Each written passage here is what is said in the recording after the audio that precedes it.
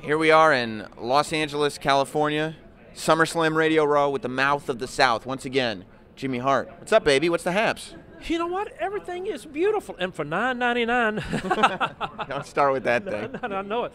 They drove us crazy with it the other night. But it seems to be working, though. A lot of people have purchased the network. Well, you're a big part of the WWE Network. You're a big part of Legends House. How do you think, now that that's all been televised, I talked to you last at the premiere of the first episode. You hadn't seen the other episodes. Now that you've seen the whole season, I would assume you watched it all. Buddy, it has been tremendous. It was probably one of the greatest experiences I had in my life. You know, I always tell everybody, WrestleMania 1, we wouldn't be sitting here now if it hadn't been successful. That was great. Hall of Fame ring, 2005, going in with the Hulkster and Piper and all them, unbelievable. WrestleMania 3, 93,000 plus people. What a great crowd.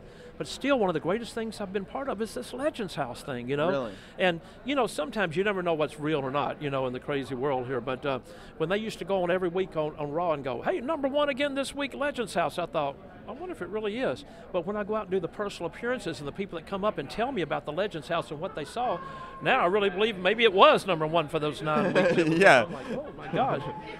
How do you feel, you know, on the last episode, you all gave very kind of emotional confessions. There were tears and everything. How did you feel about the way that went? And how did that come about? Did they ask everybody to come forward with something that they normally wouldn't? No, what happened on the very, it's just a surprise. They said, look, everybody's had a lot of tragedy in your life, some good things that happened, but, you know, what's been one of the most tragic moments? And everybody just spoke from the heart, and then everybody got choked up, and we were all boo-hooing like, you know, 8-year-old kids in a grammar school or something. But, you know, things happen. Everybody's human. Everybody has high points and low points in life. There's always going to be speed bumps, and you got to get over them and just got to go through them. But it was a great moment just to be part of that whole era and to be with Piper and Hillbilly Jim and Hacksaw and all those guys.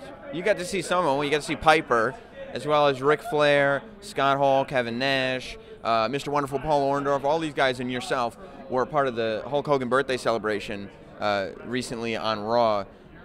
Was that a fun thing for you to do? You know, it was. I pinched myself. I said, man, am I dreaming? Here I am in the ring with Mean Gene Okerlund, one of the greatest salesmen ever in this business. And here comes Mr. Wonderful Orndorff, and then plus it was a double pop for me because I got to hear the song we wrote for him in WCW, Wonderful. So I went, oh, my You wrote God. that song for him? I couldn't believe it. I said, oh, my gosh.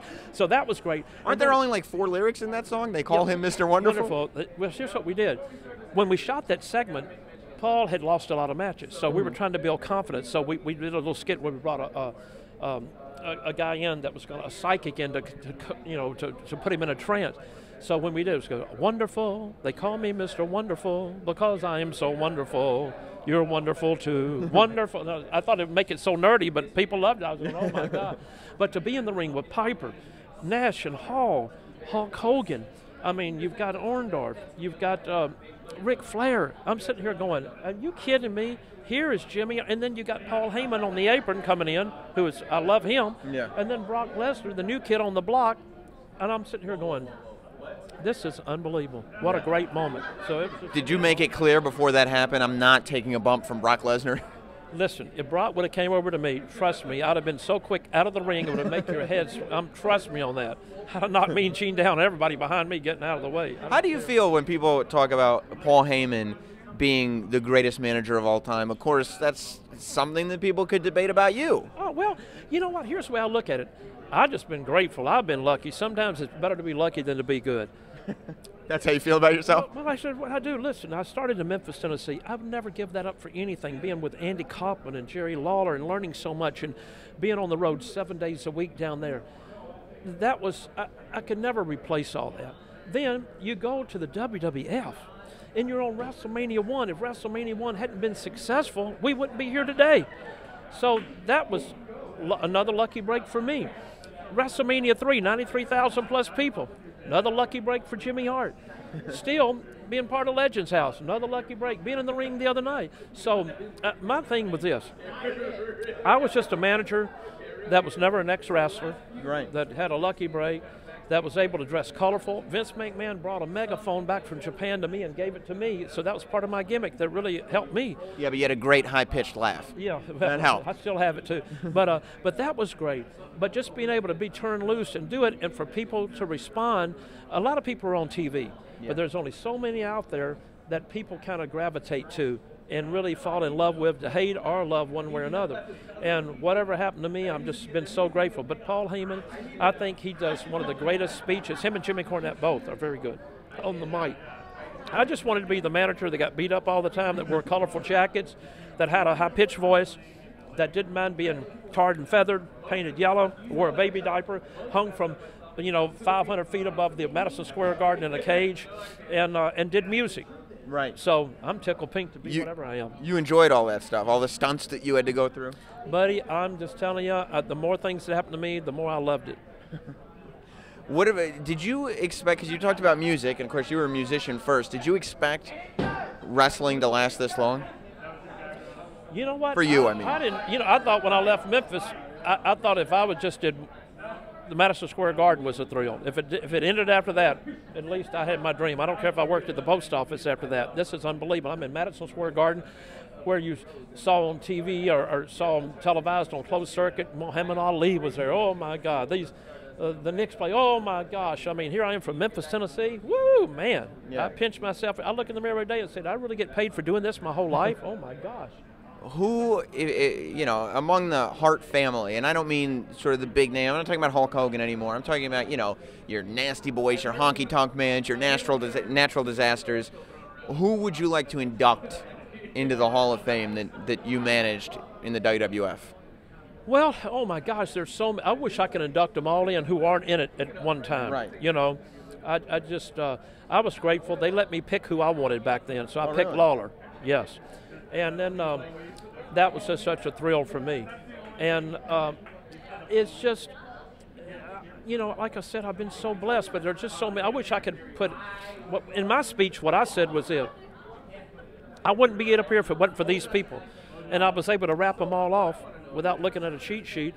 Everybody that helped me get here, everybody that I've managed, Right. And so I just, like I said, if I could get all the ones that aren't in there together all in one time and bring them in one thing, I'd love to do that, which will never happen. But you know what I wish, though? Yeah. I wish the Hall of Fame would consist of an ECW part of the Hall of Fame. Somebody goes in from ECW, somebody goes in from WCW, and then, of course, you got your WWE, of course. Yeah. But I wish it was chopped up like that, too. That would be kind of neat. They had branches for different people because people made impacts all over the place. Because like Sting, when Sting goes in, he was part of WCW, not WWE, right. Even though he's here now. Yeah, but that's like the Rock and Roll Hall of Fame. Like you see, they're not inducting rock bands, but Run DMC and LL Cool J are in there, even though it's not rock and roll acts. That's a great point. I like that. Yeah. Maybe we're on to something.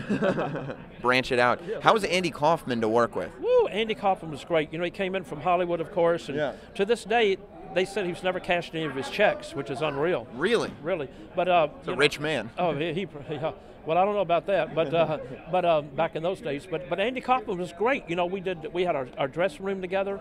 I was with him. We fought Lawler. Then Andy and I fought each other. And we went back to fight again like that. But Andy was really a good guy. Were you surprised at how quickly he caught on to the psychology of it? Because he had people convinced that he was that bad guy. Well, he had that time on TV too. Lawler and them gave him that little time to make those vignettes, and he was very sharp about making them. Was that his ideas, or was that somebody writing for him? No, that was so him. The soap and the toilet paper. That was him. Hey, this is you Memphis Hicks right now. This is a toilet, a bar of soap. Here's what you do. I mean, all that stuff was just great. It was entertaining, and it was great. And you had to be watching it knowing they're going to kill this guy after they see this. When I saw that, I said, oh, my gosh, if we're going to go together, Andy, we're going to have to be the last ones out of the building. I have to park my car inside the gate over here since I'm driving you around everywhere so it won't get tire slashed because, that would happen to us anyhow. So it's just one of those things. But that's also, you can tell it's a great story because it's one of the last storylines that people to this day don't know if it was real or not. They went on Letterman and they did the stunt. They go over, people watch the Jim Carrey movie. And that big reveal that obviously, everybody was in on it. It's like, whoa! It's like that's the only wrestling angle that people still feel that way about. You're absolutely right. And it was not the media hype back then too, and TMZ and all those other shows like that catch you out of character. And everybody stayed in character back then. Even our early days of the WWF, we all stayed in character. Do you like that better, or do you like the sort of realistic thing that we're in now? Well, I think you kind of have to change with the times because it'd be too hard to keep that undercover. Yeah. You know, with all the media and people with cell phones and stuff like that. And even the, second generation wrestlers, Bo Dallas is here, like people know who these people are now. Oh, absolutely, and they know who their fathers were, Yeah. and where they live and everything else too. Well, listen, Jimmy Hart, what are you doing at SummerSlam? Are you doing anything, or are you just making the media rounds? Well, for $9.99 a month, I might just watch SummerSlam. But we're up doing the media, whatever they have us do. I'll get the coffee for them, I'll get the popcorn, I'll hit the ring, I'll do whatever they need. You've never developed an ego. Buddy, listen, I am so blessed to be here now, to be part of all this. Like I said, it's hard to kill a memory, and the old memory of Jimmy Hart through the years, it's going to be hard to kill it. So it's all beautiful. Look, anybody at your age who can get your hair up as high as you've got it has a lot to be thankful for. Paul Mitchell, freeze and shine, baby. Thanks a lot, Jimmy. Love you. Thank you so much.